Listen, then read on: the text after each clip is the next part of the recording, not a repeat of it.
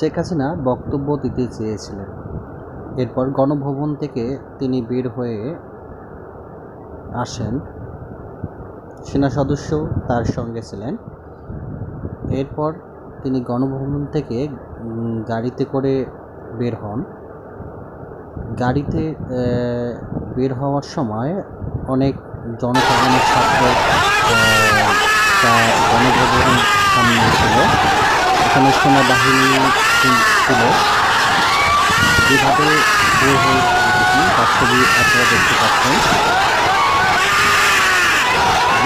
পালা পালা শেষ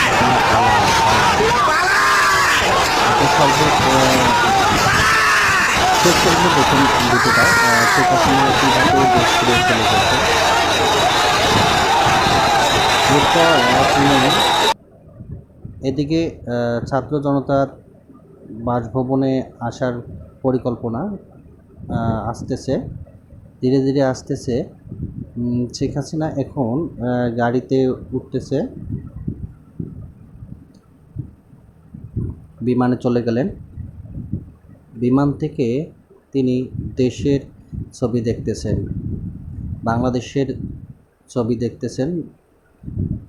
উপর থেকে জনতার ভিড় এটাও দেখতেছেন, অবাক হতেছেন তিনি।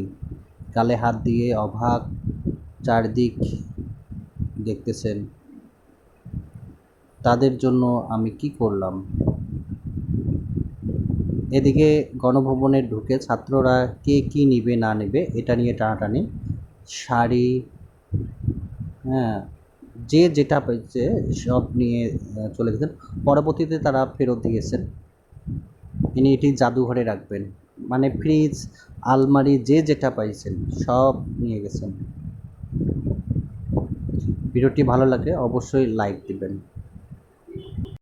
সাবেক প্রধানমন্ত্রী শেখ হাসিনাকে অবশ্যই ভারত থেকে নিয়ে আসা হবে।